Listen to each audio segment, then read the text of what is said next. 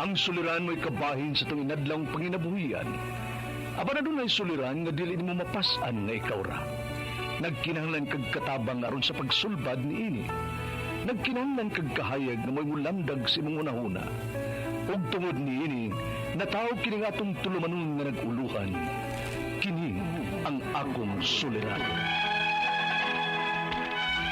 Kini ang akong suliran. Mga minugbong duwa nga matapos lang sa usa ka hugna. Mga kinutlog gikan sa mga suwat sa mga minahal namong tigpaminaw. Busa kung aduna kamoy suliran nga naggumon karon sa inyong galamhan. Suwata ka na og ipadala ning atong tulumanon. Kini ang akong suliran. Aron kabuhatan ka na og duwa sa kahanginan og pagatambagan sa mga bulawan ng hunahuna. Kini ang akong suliran. Kini ang akong suliran. Sinumat ni Teresa Tirul Soria, ubos sa direksyon ni Ingrid Miss Iver Tudaso. Dalit kaninyo sa RMN Drama. Recorded by X Thunder Gaming.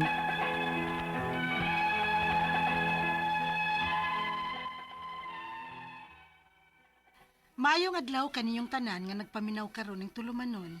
Kini ang akong suliran. Ilabi na kaninyo Dr. ni Ubra ug atoy ni Elaine Bathan. Ingon man sa mga artista nga maghatag og kinabuhi ning akong suwat suliran. Ako si Lucy, 30 anyos. Itago lang ang akong address. Punto medikal kining akong suliran. Kabahin kini sa akong sakit nga wa ko magdahom nga moabot kini nako. Usa ka cancer. Aron inyo sabtan, ingon ini ang mga panghitabo.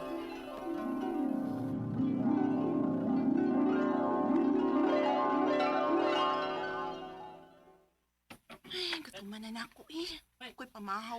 Parehas gud ta day. Branch na pud ning ako. Si musudan. Mantikaon na sa? Alangan, maura man ni madali-dali.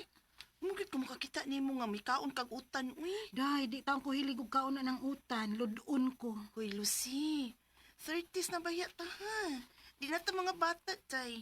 Kinahanglan na ta og nutrition sa tong lawas, tay. Ay kumpiyansa kay basig maningil ng lawas ni mo. Mura magkaga akong amahan, uy. Sige na ay, mga una ta.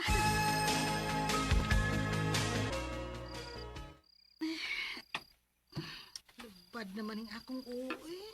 Lucy, anak, Pa, ito ka. Pauwi na. daghan pa ko tiwasunon nga trabaho pa. Hindi na pwedeng ugma na lang. Alas 3 na skadlaw, no? Dili lagi pa kaysa yun ang i-report na mo ugma. Sagdi lang, mga pilang ko. Sige na lang kag pangapi. Ikapila na ni mong pagpangapi karong gabi una.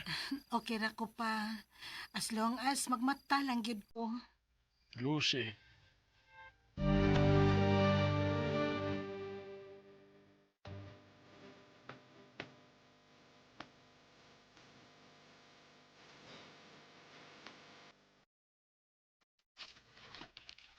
Day, gipahatag ni sir ni mo.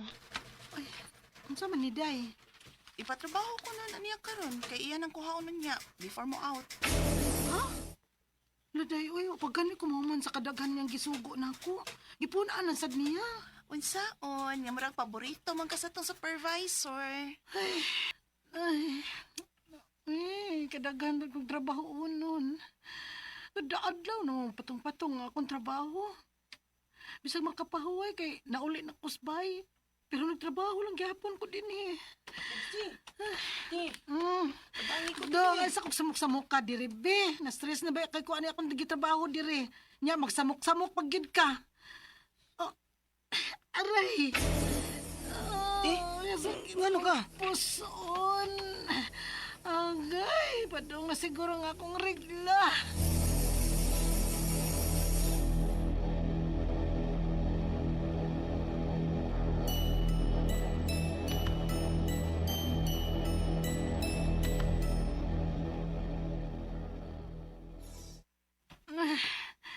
Kasakit sa akong puson. Kasagayo akong regla. nak. Di pa ka magpa-check up, ana? Pila ka adlaw pa man ka mag-antos, ana? Ha? Di naman na normal, Lucy. Pa.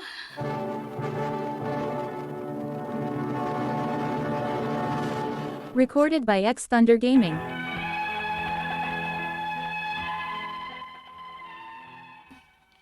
Dugay sad ko nakabantay nga dili na regular ang akong regla. Atong higayuna ni abot na og napo kaadlaw. Og usually 7 days ra gyud ang pinakadugay nga mahuman ang akong regla. Mao nga nagpa-check up na lang gyud ko kay sakit gyud kaayo ang akong puson. Unya, May pikos ka. mao ba dok? Unsa may itambal ani dok? May pills ko nga iresita nimo ha. Aron mo normal nang gikuskon sa imong regla. Okay, salamat dok.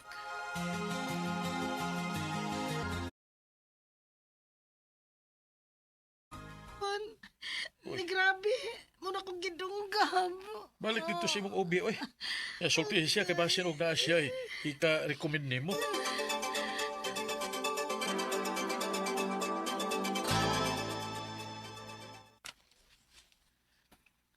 Sige.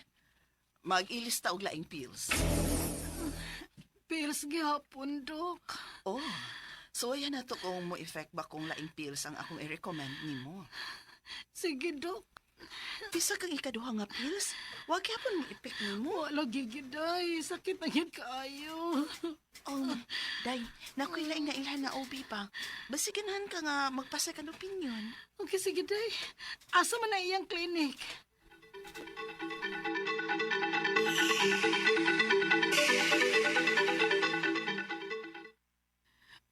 Base sa result sa imong lab test, dili kay pikos ra kining imong sakit. Ha? Unsa man di ay ni Dok?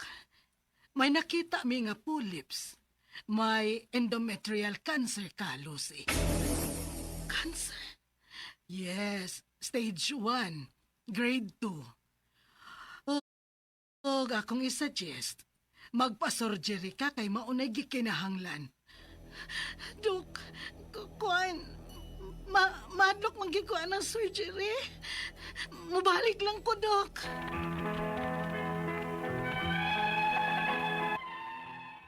Nisamot na gyud hinuon ang akong stress sa akong nahibawan nga dili simple nga pikos lang ang akong sakit. May cancer gyud di ay ko. Og nahadlok ko sa tinuod lang kay wa gyud ko'y kalibutan bahin ani sakita. Ug ang akong mga pangutana mao kining mosunod. Unang pangutana, mao'y gusto sa doktor nga operahan ko. Kung musugot ko, makaanak pa ba ko human sa operasyon? O sa may pamaagi ana? Ikaduhang pangutana, kung mapadayon ko sa operasyon o makancer free na ko, may chance ba nga mubalik ang akong cancer?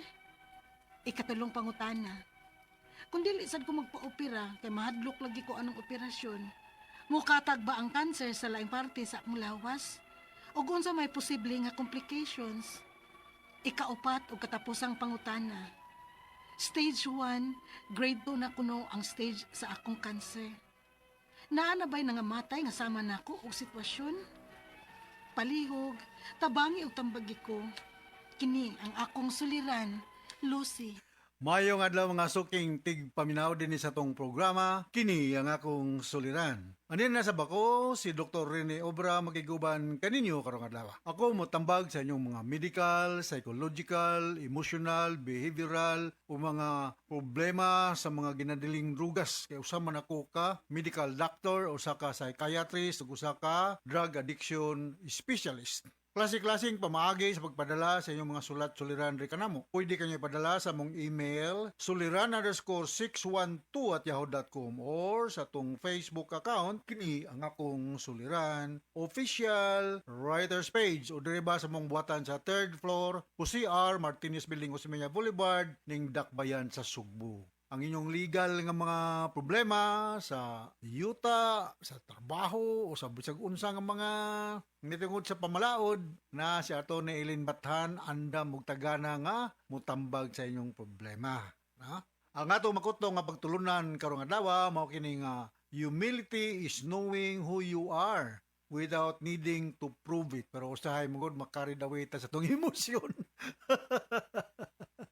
Pamitaw naman yung to be humble is good but not all the time. Kay sobra na po kakahambol, por bida ibuli mga, oh, tamakan ko di mong liog. So nagpoy panahon nga magpaila ka og unsa po'y mong ikabuga, no? Mo na akong experiences kinabuhi. Pero bati sa kanin tao ng bugiro. Pero sobra na po kakahambol, adi po mayo. Okay, so ang atong magtatampo karong adlaw si Lucy, 30 years old.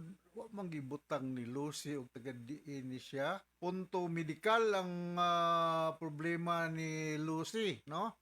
May tungod kini sa iyang na malignancy ba to sa iyang six organ ba to sa internal six organ, no? So wa man ni butang ning address ni Lucy, nala ko ipang great diri, no? Si Rosoros pinamungahan pero meron din mag-chat nako. Glicerio Galulo, Porfirio Lim, musta naman dahil si Governor Jeffrey Joseph Lim diha sa Tagbilaran City, no? Mga nanime sa inyo gob karong 3rd District Convention diha sa Tropics ba na? Whole Tropics.